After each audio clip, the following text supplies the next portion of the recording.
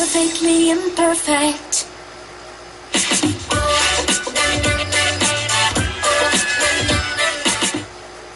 Alright, SARS, napag-usapan na natin, nabalikan na natin yung mga dating ginawa natin at yung past na nangyari sa buhay natin, sa career.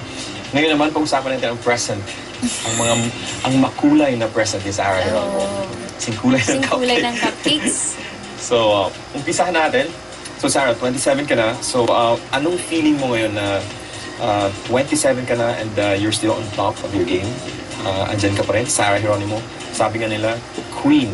Queen na yata tawag sa'yo. Hindi na pop star princess. Pop star queen. Anong feeling mo ngayon? Actually, na parang at this point in your career, parang andyan ka pa rin as Sarah Geronimo.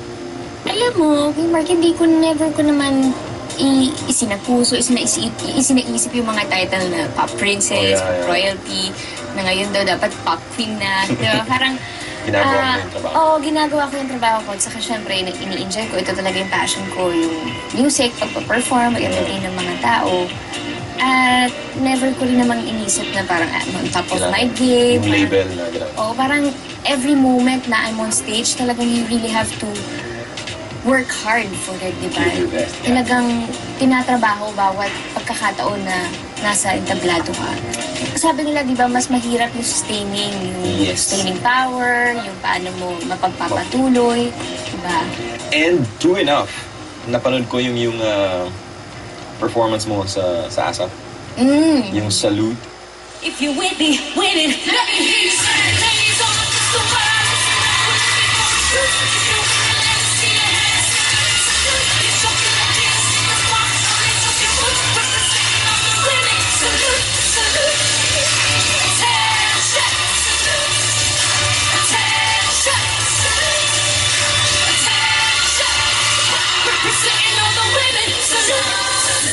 Kasi pinag-usapan, nakita ko yung taga-ASAP. One time, nanood ako ng isang play.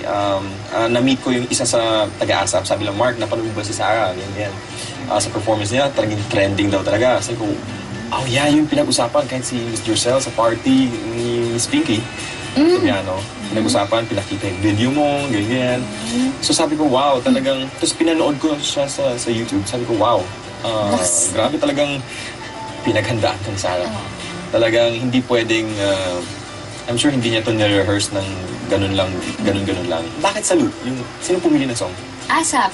Sila rin? Sila yung pumili ng song para sa akin. And choreography ni Teacher Jercel. So I rehearsed 2 days. 2 days ako nag-rehearse. Di ba? Kasi, oo. Kasi birthday... Ilang oras sa isang araw na yun?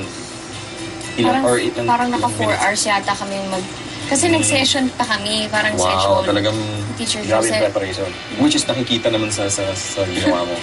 So, anong feeling mo nun after? After? Yes. Hingal na hingal.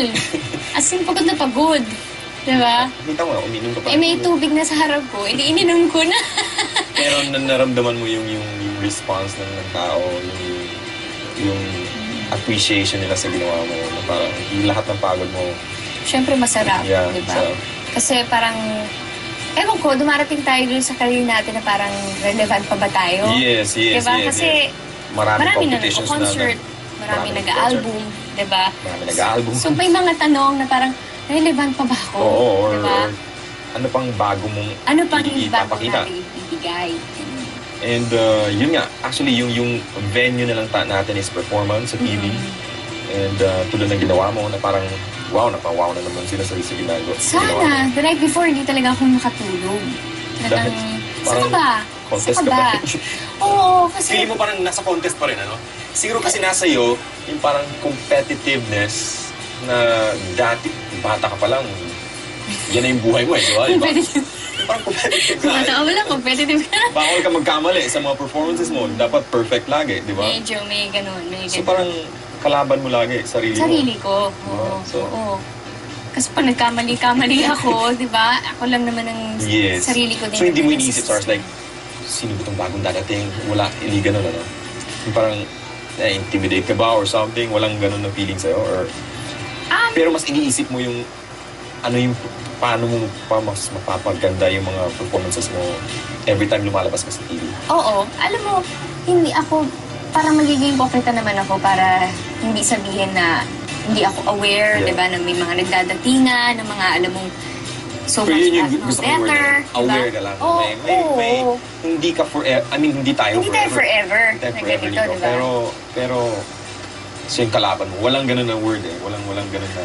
Huwag ka sarili mo eh. Sarili mo mo talaga. At the end of the day, hindi mo pwedeng sabihin na kalabang ko siya. Yeah.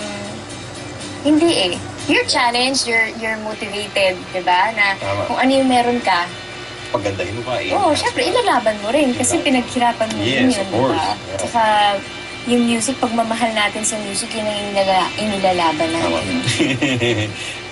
kaya nakita namin sa performance mo sa Salute na parang wow.